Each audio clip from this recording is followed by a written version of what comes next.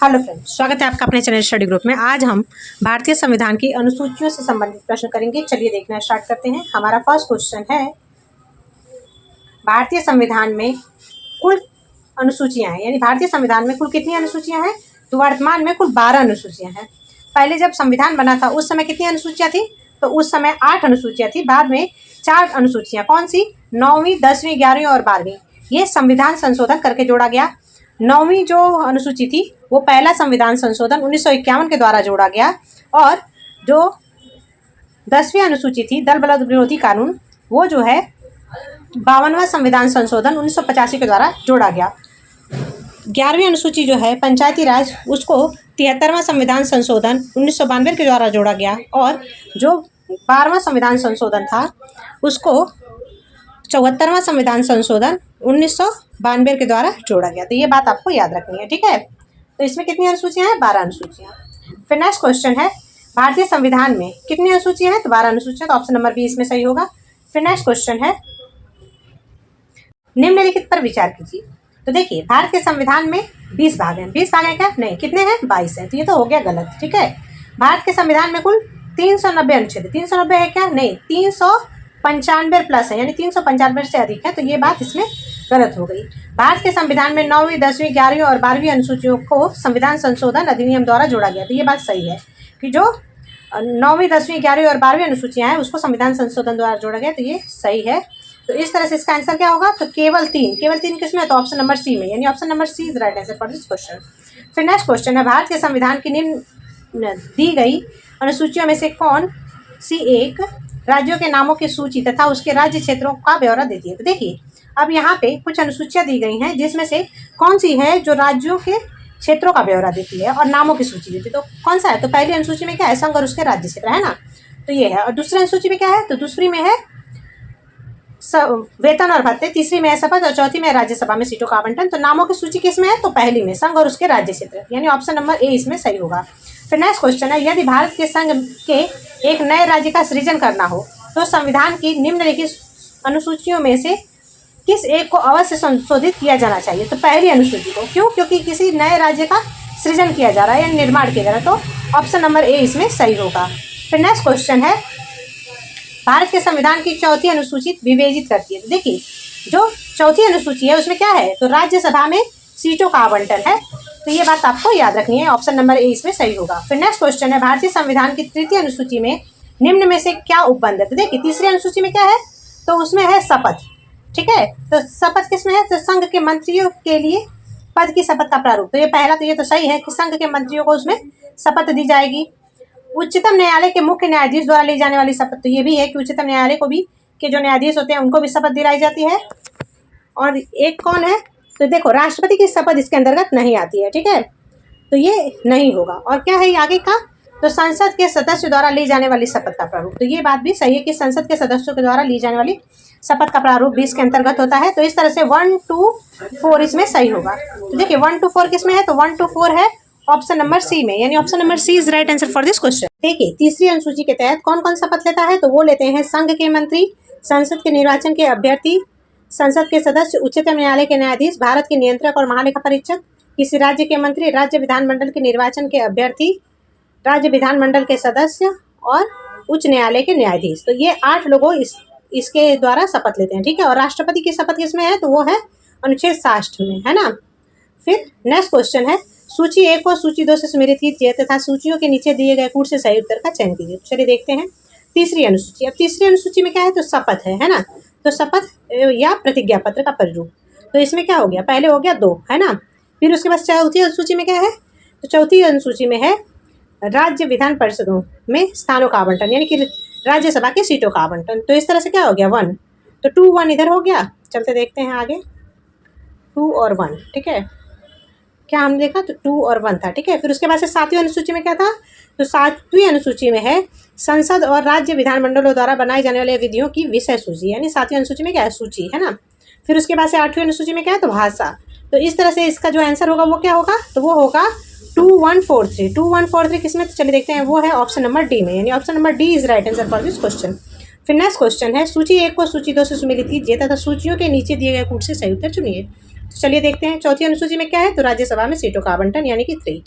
छठी अनुसूची में क्या है, तो छठी अनुसूची में है जनजातीय क्षेत्र। कौन से जनजातीय क्षेत्र, तो असम, मेघालय, त्रिपुरा, मिजोरम के जनजातीय क्षेत्र। ठीक है।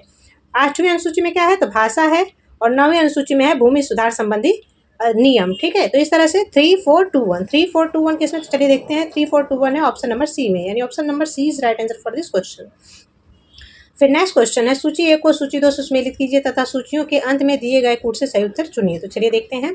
अब यहाँ पे देखिए 7वीं अनुसूची है। 7वीं अनुसूची में क्या है, तो विधायी शक्तियों का विवरण, यानी कि 3 तरह की सूची है ना, संघ सूची, राज्य सूची, संवर्धित सूची। संघ सूची में कितने विषय हैं, तो संघ सूची में वर्तमान में 98 विषय हैं। राज्य सूची में कितने विषय हैं, तो वर्तमान में उसमें है 59 विषय। और संवर्धित सूची में कितने हैं, तो संवर्धित सूची में 52 विषय। ये बात भी आपको याद रखनी है। फिर 8वीं अनुसूची में क्या है, भाषा। 9वीं अनुसूची में क्या है, कुछ अधिनियमों का विधि मान्यीकरण। ठीक है। फिर 10वीं अनुसूची में क्या है, तो दल बदल विरोधी कानून। तो यानी कि 3142 किसमें, तो चलिए देखते हैं 3142 है ऑप्शन नंबर सी में, यानी option number C is right answer for this question. फिर नेक्स्ट क्वेश्चन है सूची 1 को सूची 2 के साथ सुमेलित कीजिए तथा दिए गए कूट से सही उत्तर का चयन कीजिए। चलिए देखते हैं। 7वीं अनुसूची में क्या है, तो संघ, राज्य तथा संवर्धित सूची, यानी 3 तरह की सूचियाँ। ठीक है। 8वीं अनुसूची में भाषा। 9वीं अनुसूची में है कुछ अधिनियमों का विधि मान्यीकरण, यानी कि 4। और 10वीं अनुसूची में दल बदल विरोधी कानून। तो 3142 किसमें, तो चलिए देखते हैं 3142 है ऑप्शन नंबर डी में, यानी option number D is right answer for this question. फिर नेक्स्ट क्वेश्चन है किस प्रधानमंत्री के कार्यकाल के दौरान भारत के संविधान में 9वीं अनुसूची को पुनः स्थापित किया गया था। तो देखिए जो 9वीं अनुसूची है किसके कार्यकाल में डाली गई थी, तो वो डाली गई थी 1951 में, है ना। पहला संविधान संशोधन 1951 के तहत। और उस समय प्रधानमंत्री कौन थे, तो वो थे जवाहरलाल नेहरू जी। तो ऑप्शन नंबर ए इसके लिए सही होगा। फिर नेक्स्ट क्वेश्चन है राज्य भूमि सुधार अधिनियमों को संवैधानिक सुरक्षा प्रदान करने हेतु सम्मिलित किया गया। तो देखो भूमि सुधार किसके अंतर्गत सम्मिलित किया गया, तो 9वीं अनुसूची के अंतर्गत, यानी कि ऑप्शन नंबर बी इसमें सही होगा। निम्नलिखित कथनों पर विचार कीजिए। भारत की संसद किसी कानून विशेष को भारत के संविधान की 9वीं अनुसूची में डाल सकती है। तो ये बात तो सही है कि जो भारत की संसद है उसको यह अधिकार है कि वह किसी कानून को भारत के संविधान की 9वीं अनुसूची में डाल सकती है। ठीक है। 9वीं अनुसूची में डाले गए किसी कानून की वैधता का परीक्षण किसी न्यायालय द्वारा नहीं किया जाएगा। तो ऐसा है क्या कि जो नियम 9वीं अनुसूची में बना दिया जाएगा उसको किसी न्यायालय में नहीं ले जाके जाया जा सकता। यानी कि अगर 9वीं अनुसूची में बनाया गया जो कानून है वो गलत है तो भी हम उसको न्यायालय में नहीं लेके जा सकते, क्या कोर्ट में नहीं लेके जा सकते कि भाई आप इस पर फैसला दीजिए। तो ये बात तो गलत है। क्यों, क्योंकि इसको न्यायालय में लेके जाया जा सकता है। ठीक है। और उसके ऊपर कोई निर्णय भी लिया जा सकता है, यहाँ पे नहीं किया जा सकता ऐसा लिखा है। तो इसमें पहला वाला ही सही है। तो ऑप्शन नंबर ए जो है केवल एक यही सही है। ठीक है। नेक्स्ट क्वेश्चन है कोयलो केस भारत के संविधान की किस अनुसूची से संबंधित है। देखिए जो कोयलो केस है वो संविधान की 9वीं अनुसूची से संबंधित है। ठीक है। तो ऑप्शन नंबर सी इसमें सही होगा। भारत के संविधान की निम्नलिखित अनुसूचियों में से 3 विधायी अनुसूचियां का प्रावधान है। तो देखो 3 तरह की जो सूचियां हैं वो किस में है, तो 7वीं अनुसूची में 3 तरह की सूची है, यानी ऑप्शन नंबर सी बी इसके लिए सही होगा। फिर नेक्स्ट क्वेश्चन है मिलान करें। तो चलिए देखते हैं। अब यहाँ पर देखिए जो संघ सूची है, संघ सूची में वर्तमान में कितने विषय हैं, तो वो है 98 विषय। कितने विषय, 98 विषय। ठीक है। यहाँ पर जो लिस्ट गई है ये पुरानी लिस्ट दी गई है, तो अभी जो वर्तमान में है उसको एक बार देख लीजिए। तो ये कितनी है, 98। राज्य सूची में कितनी है वर्तमान में, तो राज्य सूची में वर्तमान में कितनी है, तो वो है 59। और संवर्धित सूची में कितनी है वर्तमान में, तो वो है 52। तो ये बात आपको याद रखनी है। ठीक है। तो इस तरह से जो इसका आंसर था वो क्या था, तो वो था यहाँ पर देखिए ए सी और बी इसका आंसर था। ए सी बी किस में है, तो ए सी बी है ऑप्शन नंबर बी में। और अगर वर्तमान के हिसाब से देखोगे तो कितनी 98, 59 और फिर 52। तो इस तरह से इसका आंसर क्या होना चाहिए था, तो सबसे कम इसी में है ना, तो इस तरह से ये इसका सही आंसर होगा। तो ये बात भी आपको याद रखनी है। देखिए वर्तमान में कितनी है, 98, 59 और 52। तो ये बात आपको याद रखनी है। फिर नेक्स्ट क्वेश्चन भारतीय संविधान के अंतर्गत आर्थिक योजना का विषय है। तो देखिए जो आर्थिक योजना है वो किसके अंतर्गत आती है, तो वो आती है संवर्धित सूची में। आर्थिक और सामाजिक नियोजन किसमें आता है, तो संवर्धित सूची में, यानी ऑप्शन नंबर सी सही था। आर्थिक नियोजन भारतीय संविधान की किस सूची में सम्मिलित है। देखिए जो आर्थिक नियोजन है वो किसमें है, संवर्धित सूची में, यानी ऑप्शन नंबर सी इसके लिए सही होगा। फिर नेक्स्ट क्वेश्चन जानवरों के प्रति क्रूरता की रोकथाम को भारतीय संविधान की किस सूची में रखा गया है। तो देखिए जो जानवरों के प्रति क्रूरता है वो किसमें है, तो संवर्धित सूची में, यानी ऑप्शन नंबर सी इसके लिए सही होगा। फिर नेक्स्ट क्वेश्चन है निम्नलिखित में से कौन सा विषय संवर्धित सूची का है? तो देखिए संवर्धित सूची का क्या है, तो इसमें से जो है आपराधिक मामले जो है वो संवर्धित सूची का है। पुलिस किसका विषय है? तो पुलिस है राज्य का। रेडियो और टेलीविजन है केंद्र का, और विदेशी मामले भी है केंद्र के अंतर्गत, यानी ऑप्शन नंबर बी इसमें सही होगा। फिर नेक्स्ट क्वेश्चन है, निम्नलिखित में से कौन सा मद भारत के संविधान की संवर्धित सूची में है? तो देखिए संवर्धित सूची में क्या है, तो इसमें से जो जनसंख्या नियंत्रण और परिवार नियोजन है ये संवर्धित सूची में आता है, यानी कि इस पर केंद्र भी नियम बनाते हैं और राज्य भी नियम बनाते हैं। और देखिए जो लोक स्वास्थ्य और स्वच्छता है वो किस में आती है? तो ये आती है राज्य सूची का विषय है। प्रति व्यक्ति कर, अब प्रति व्यक्ति कर कौन लगाएगा? तो वो भी राज्य सूची, और निखत निधि भी जो है वो राज्य सूची का विषय है, यानी ऑप्शन नंबर ए इसमें सही होगा। जनसंख्या नियंत्रण और परिवार नियोजन संवर्धित सूची में आता है। ठीक है, फिर नेक्स्ट क्वेश्चन है, निम्नलिखित में से कौन सा सही सुमेलित नहीं है? तो देखिए सार्वजनिक स्वास्थ्य और स्वच्छता राज्य सूची का विषय है, ये तो सही है। जनगणना संघ का विषय है ना, सेंटर के अंतर्गत आता है। राज्यसभा में सीटों का आवंटन, अब ये किस में है? तो चौथी अनुसूची में आता है राज्यसभा में सीटों का आवंटन, तो ये हो गया गलत। और दल बदल विरोधी कानून किस में है? तो 10वीं अनुसूची में, यानी ऑप्शन नंबर सी सही होगा, क्योंकि राज्यसभा में सीटों का आवंटन कौन सी अनुसूची में आता है? चौथी अनुसूची में आता है। तो नेक्स्ट क्वेश्चन क्या है? तो नेक्स्ट क्वेश्चन है, निम्नलिखित में से कौन सा विषय संवर्धित सूची में? तो देखिए संवर्धित सूची में क्या आएगा? तो यहाँ पर शिक्षा। अब देखिए शिक्षा जो है पहले राज्य सूची का विषय होता करता था, लेकिन 42वां संविधान संशोधन 1976 के द्वारा क्या हो गया कि इसे संवर्धित सूची में डाल दिया गया। शिक्षा को और वन को दोनों को 42वां संविधान संशोधन 1976 के द्वारा संवर्धित सूची में डाला गया, तो ये बात आपको याद रखनी है। ठीक है, तो यहाँ पर आंसर होगा शिक्षा। अब देखो रक्षा किसका विषय है? तो रक्षा है केंद्र का विषय। कृषि राज्य के अंतर्गत और पुलिस भी राज्य का विषय है, तो ये बात है आपको याद रखनी है। ऑप्शन नंबर बी इसमें सही था। फिर नेक्स्ट क्वेश्चन है, शिक्षा जो प्रारंभ में राज्य सूची का विषय था उसे संवर्धित सूची में स्थानांतरित किया गया। देखिए शिक्षा को किस संविधान संशोधन के द्वारा राज्य सूची में डाला गया? तो 42वां संविधान संशोधन 1976 के द्वारा, ये बात आपको याद रखनी है। फिर नेक्स्ट क्वेश्चन है, भारत के संविधान के किस संशोधन में वनों को राज्य सूची से संवर्धित सूची में स्थानांतरित किया गया? तो वो भी 42वां संविधान संशोधन 1976 के द्वारा। ठीक है, ऑप्शन नंबर 20 में सही होगा। फिर नेक्स्ट क्वेश्चन है, भारत के संविधान के अंतर्गत विषय तथा संबंधित सूची के बारे में निम्न युगों में से कौन सा सुमेलित नहीं है? तो यहाँ पर नहीं पूछा गया है। तो देखिए वन किसके अंतर्गत आता है? संवर्धित सूची में। शेयर बाजार किस में आता है? तो ये आता है संघ सूची में। ठीक है, तो यही गलत है। और डाकघर बचत निधि तो संघीय सूची में। जन स्वास्थ्य, अब जन स्वास्थ्य किस में आता है? राज्य सूची में, यानी option number B is right answer for this question, क्योंकि शेयर बाजार किसके अंतर्गत आता है? तो वो संघ के अंतर्गत यानी कि सेंटर के अंतर्गत आता है। फिर नेक्स्ट क्वेश्चन है, सुमेलित कीजिए। तो देखिए जो केंद्र सूची है, केंद्र सूची के अंतर्गत क्या आता है? जनगणना यानी कि 3। राज्य सूची के अंतर्गत क्या आता है? तो पुलिस और सार्वजनिक व्यवस्था। संवर्धित सूची के अंतर्गत तो जनसंख्या नियंत्रण और परिवार नियोजन। ठीक है, और जो है अवशिष्ट विषय किस के अंतर्गत आते हैं? तो अंतरिक्ष अनुसंधान के अंतर्गत, यानी कि 3142 किस में? तो ऑप्शन नंबर ए में, यानी option number A is right answer for this question. फिर नेक्स्ट क्वेश्चन है, भारत के संविधान के निम्नलिखित में से कौन से प्रावधान शिक्षा पर प्रभाव डालते हैं? तो देखिए अब शिक्षा पर प्रभाव कौन कौन सा डालता है? तो राज्य के नीति निर्देशक तत्व ये शिक्षा पर प्रभाव डालते हैं। कैसे? तो देखिए अनुच्छेद 45 में कहा गया है कि राज्य अपने 6 से 14 वर्ष के बच्चों के लिए शिक्षा का प्रावधान करेगा। फिर ग्रामीण और शहरी निकाय, तो देखिए जो ग्रामीण और शहरी निकाय हैं ये भी शिक्षा पर प्रभाव डालते हैं। देखिए ग्रामीण जो क्षेत्र होता है वहाँ पर लोग जो है शिक्षा पर अधिक जोर नहीं देते, लेकिन जो शहरी क्षेत्र होता है वहाँ पर लोग शिक्षा पर बहुत अधिक मात्रा में जोर देते, तो ये बात तो सही है। 5वीं अनुसूची, देखो 5वीं अनुसूची में क्या है?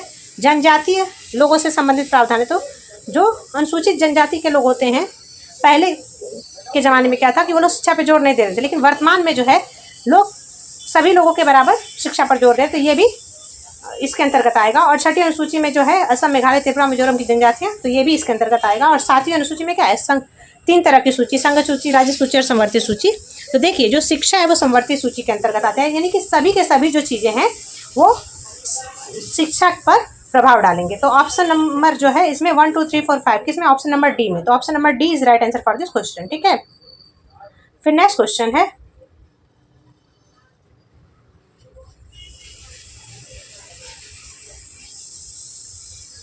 भारतीय संविधान की अनुसूची का संबंध है। देखिए भारतीय संविधान की 10वीं अनुसूची का संबंध किससे है? तो दल बदल विरोधी कानून से, यानी ऑप्शन नंबर डी इसमें सही होगा। फिर नेक्स्ट क्वेश्चन है, भारतीय संविधान की 10वीं अनुसूची का संबंध है तो दल बदल विरोधी प्रतिरोध विधायन, यानी ऑप्शन नंबर ए इसमें सही होगा। फिर नेक्स्ट क्वेश्चन है, भारतीय संविधान की 7वीं अनुसूची के अंतर्गत संघ सूची में निम्नलिखित में से कौन सा उल्लेख नहीं है? तो देखिए संघ सूची में क्या आता है, तो यहाँ पर देखो बीमा आता है, बैंक आता है, जनगणना आता है, लेकिन गैस नहीं आता। गैस किसके अंतर्गत आता है? तो ये राज्य के अंतर्गत आता है, यानी ऑप्शन नंबर डी जो है इसके लिए सही होगा। फिर नेक्स्ट क्वेश्चन है, निम्नलिखित में से कौन सा विषय भारतीय संविधान की संघ सूची से संबंधित नहीं है? तो यहाँ पे नहीं पूछा गया। तो देखो कौन कौन से हैं, तो देखो विदेशी मामले है, रक्षा है, रेलवे है, लेकिन कृषि संबंधी नहीं है। कृषि किससे संबंधित है? तो ये राज्य से संबंधित है, यानी कि ये राज्य सूची का विषय है, तो ऑप्शन नंबर डी इसके लिए सही होगा। फिर नेक्स्ट क्वेश्चन है, भारतीय संविधान की 7वीं अनुसूची के अंतर्गत राज्य सूची में निम्न में से किसका उल्लेख है? तो देखिए राज्य सूची में कौन आता है? तो राज्य सूची में आता है रेलवे, पुलिस, ठीक है, और शिक्षा, विद्युत और वन, ये जो है संवर्ती सूची के विषय हैं, ठीक है। तो ये बात आपको याद रखनी है। रेलवे और पुलिस या जितनी भी पुलिस है, ग्राम पुलिस, वो सब किस में आती है? तो राज्य सूची में। फिर नेक्स्ट क्वेश्चन है, निम्न में से कौन सा राज्य सूची में है? तो देखिए राज्य सूची में कौन सा है? तो रेलवे, पुलिस है, ठीक है, तो ऑप्शन नंबर ए इसमें सही होगा। अब निगम कर और जनगणना किस में आते हैं? संघ के अंतर्गत, और आर्थिक सामाजिक नियोजन किस में आता है? तो संवर्ती सूची के अंतर्गत, ठीक है, तो ये बात भी आपको याद रखनी है। फिर नेक्स्ट क्वेश्चन है, पंचायती राज विषय निम्नलिखित में से किस सूची में सम्मिलित है? तो देखिए जो पंचायती राज्य है वो राज्य सूची के अंतर्गत शामिल है, यानी ऑप्शन नंबर बी जो है इसके अंदर सही होगा। निम्नलिखित में से कौन सा विषय भारतीय संविधान की 7वीं अनुसूची की सूची 3 संवर्ती सूची में शामिल है? तो देखिए संवर्ती सूची में क्या आता है? तो इसमें से आता है दंड प्रक्रिया, यानी कि जो दंड प्रक्रिया है वो राज्य और केंद्र दोनों मिलकर करते हैं, तो ये जो है संवर्ती सूची के अंतर्गत आता है। और पुलिस जो है वो किसके अंतर्गत आता है? राज्य के अंतर्गत। लोक व्यवस्था भी राज्य के अंतर्गत आता है, और कारागार जो है वो भी राज्य के अंतर्गत आता है, ठीक है। तो इस तरह से दंड प्रक्रिया किसके अंतर्गत आती है? तो ये आती है संवर्ती सूची के अंतर्गत, यानी ऑप्शन नंबर ए इसके लिए सही होगा। फिर नेक्स्ट क्वेश्चन है, विवाह विच्छेद, गोद लेना संविधान की 7वीं अनुसूची की निम्नलिखित के अंतर्गत सम्मिलित किए गए। देखिए जो विवाह है, विवाह विच्छेद है और गोद लेना है, तो वो किस सूची के अंतर्गत है? तो जो है ये संवर्ती सूची के अंतर्गत आता है, यानी सूची 3 संवर्ती सूची के अंतर्गत, तो ऑप्शन नंबर सी जो है इसके लिए सही होगा, ठीक है। फिर नेक्स्ट क्वेश्चन है, भारतीय संविधान की 7वीं प्रविष्टि का संबंध राज्य के विधानमंडल के निर्वाचन से है, तो वो कौन से निर्वाचन से है? तो सूची 1 प्रविष्टि 72 से और सूची 2 प्रविष्टि 37 से, तो इसके 2 आंसर होंगे। चलिए देखते हैं। भारतीय संविधान की 7वीं अनुसूची की सूची 1 यानी संघ सूची की प्रविष्टि 72 संसद के लिए, राज्यों के विधानमंडलों के लिए तथा राष्ट्रपति और उपराष्ट्रपति के पदों के निर्वाचन और निर्वाचन आयोग, तथा सूची 2 राज्य सूची की प्रविष्टि 37 संसद द्वारा बनाई गई किसी विधि के उपबंधों के अधीन रहते हुए राज्य के विधानमंडल के लिए निर्वाचन का संबंध राज्य विधानमंडल के निर्वाचन से है, यानी कि राज्य विधानमंडल के निर्वाचन से किसका संबंध है? तो वो है 72वीं और 37वीं प्रविष्टि का, ठीक है। फिर नेक्स्ट क्वेश्चन है, सरकारों द्वारा शुल्क एवं कर लगाने का अधिकार संविधान की किस अनुच्छेद में उल्लेखित है? देखिए जो शुल्क और कर लगाने का अधिकार है वह संविधान की 7वीं अनुसूची में है, यानी ऑप्शन नंबर बी इसके लिए सही होगा। फिर नेक्स्ट क्वेश्चन है, भूमि सुधार डैश के विषय के अंतर्गत आते हैं। देखिए जो भूमि सुधार है वो किसके अंतर्गत आएगा? तो राज्य सूची का विषय, क्योंकि ये भूमि कहाँ आती है? राज्य में, तो ऑप्शन नंबर सी इसके लिए सही होगा। भारत के संविधान की निम्नलिखित में से कौन सी एक अनुसूची में दल बदल विरोधी कानून विषयक प्रावधान है? तो कौन सी अनुसूची में? 10वीं अनुसूची में। और कौन से संविधान संशोधन जोड़ा गया था? तो 52वां संविधान संशोधन 1985 के द्वारा दल बदल विरोधी कानून जोड़ा गया था, और इसमें जब 2/3 सदस्य किसी पार्टी के दूसरी पार्टी में जाएंगे तो मर्जर माना जाएगा, नहीं तो फिर विघटन माना जाएगा, तो ये बात भी आपको याद रखनी है, ठीक है। फिर नेक्स्ट क्वेश्चन है, भारतीय संविधान के किस अनुसूची में दल बदल विरोधी कानूनों को रखा गया है? तो 10वीं अनुसूची में, ऑप्शन नंबर सी इसके लिए सही होगा। फिर नेक्स्ट क्वेश्चन है, भारत के संविधान की किस अनुसूची के अधीन जनजातीय भूमि का खनन के लिए निजी पक्षकारों के अंतरण अंकृत और शून्य घोषित किया जा सकता है? तो कौन से अनुसूची के लिए? तो तीसरी अनुसूची, अरे जो 5वीं अनुसूची है ये किससे संबंधित है? तो अनुसूची जाति जनजाति से संबंधित, ठीक है, तो ये जो है ऑप्शन नंबर बी इसके लिए सही होगा। फिर नेक्स्ट क्वेश्चन है, यदि किसी विशिष्ट क्षेत्र को भारत के संविधान की 5वीं अनुसूची के अधीन लाया जाए तो निम्नलिखित में से कौन सा इसके परिणामों के सर्वोत्तम रूप से प्रतिबिंबित करता है? तो 5वीं अनुसूची किससे संबंधित है? तो जनजातीय लोगों की जो भूमि है ना उसको संरक्षित करने से संबंधित है। तो देखिए इससे जनजातीय लोगों की जमीनें गैर जनजातीय लोगों को अंतरित करने पर रोक लगेगी, तो ऑप्शन नंबर ए ही इसका सही आंसर होगा, ठीक है। फिर नेक्स्ट क्वेश्चन है, भारत के संविधान की किस अनुसूची में विभिन्न राज्यों में अनुसूचित क्षेत्रों के प्रशासन और नियंत्रण पर के लिए विशेष उपबंध है? तो कौन सी अनुसूची में है? तो 5वीं अनुसूची में, यानी ऑप्शन नंबर बी इसके लिए सही होगा, क्योंकि ये अनुसूचित जनजाति से संबंधित है। ठीक है, तो ये बात आपको याद रखनी है। फिर नेक्स्ट क्वेश्चन है, भारत के संविधान की 5वीं अनुसूची और 6वीं अनुसूची के उपबंध निम्नलिखित में से किसके लिए किए गए हैं? तो देखिए, अब ये किसके लिए किए गए हैं? तो ये किए गए हैं अनुसूचित जनजातियों के हितों के संरक्षण के लिए, यानी ऑप्शन नंबर ए इसके लिए सही होगा। फिर नेक्स्ट क्वेश्चन है, संविधान की अनुसूची 6 इसमें किस राज्य में लागू नहीं होती? तो देखो, कहाँ कहाँ होती है? तो असम, मेघालय, त्रिपुरा, मिजोरम में, मणिपुर में लागू नहीं होती है, तो ऑप्शन नंबर डी इसके लिए सही होगा। फिर नेक्स्ट क्वेश्चन है, भारतीय संविधान की 6वीं अनुसूची में निम्नलिखित में से किन राज्यों के जनजातीय क्षेत्रों के प्रशासन से संबंधित है? देखिए, 6वीं अनुसूची किससे संबंधित है? असम, मेघालय, त्रिपुरा, मिजोरम, यानी कि ऑप्शन नंबर बी इसमें सही होगा। ठीक है, फिर नेक्स्ट क्वेश्चन है, भारतीय संविधान की 6वीं अनुसूची के प्रावधान निम्नलिखित में से किस राज्य में लागू होते हैं? तो कहाँ होंगे? त्रिपुरा में होंगे, है ना, तो ऑप्शन नंबर ए इसके लिए सही होगा। फिर नेक्स्ट क्वेश्चन है, स्वायत्त जिला के संदर्भ में कौन सा सही है? तो देखिए, प्रत्येक स्वायत्त जिला परिषद में 30 सदस्य होते हैं, तो ये बात तो सही है कि स्वायत्त जिला परिषद में कितने सदस्य होते हैं? 30 सदस्य। स्वायत्त जिला परिषद के 24 सदस्य मतदान द्वारा चुने जाते हैं तथा शेष 6 राज्यपाल द्वारा चुने जाते हैं। ऐसा है क्या? नहीं, कितने राज्यपाल चुनते हैं? तो 4 लोगों को, यानी ये तो हो गया गलत। अब तीसरा क्या है? तो देखिए, तीसरा है, असम के स्वायत्त जिलों में भारतीय संसद द्वारा पारित कानूनों को निर्दिष्ट करने का अधिकार राज्यपाल के पास है। तो ये बात भी सही है कि असम में जो जिले हैं उनको, उनमें जो कानून पारित है उसका अधिकार किसको है? तो राज्यपाल के पास है। तो इस तरह से 1 और 3 सही होगा, यानी ऑप्शन नंबर बी इसके लिए सही होगा। फिर नेक्स्ट क्वेश्चन है, संविधान की 11वीं अनुसूची में निम्नलिखित में से किससे संबंधित है? तो 11वीं अनुसूची किससे संबंधित है? पंचायती राज से, ऑप्शन नंबर ए बी इसके लिए सही होगा। फिर नेक्स्ट क्वेश्चन है, भारत के संविधान की 11वीं अनुसूची में कितने विषय है? तो देखिए, 11वीं अनुसूची में कितने विषय हैं? तो 29 विषय। 11वीं अनुसूची किससे संबंधित है? तो पंचायती राज से। ठीक है, और पंचायती राज का उल्लेख संविधान के किस अनुच्छेद में है? तो वो है 243 में, और 240 तक है। ठीक है, तो ये बात भी आपको याद रखनी है। और नगर निगम के अंतर्गत कितने विषय हैं? तो नगर पालिकाओं के अंतर्गत कितने विषय हैं? तो वो है 18 विषय। तो ये बात भी आपको याद रखनी है। ये टॉपिक यहीं पे खत्म होता है। थैंक फॉर वॉचिंग की स्टडी। Bye bye.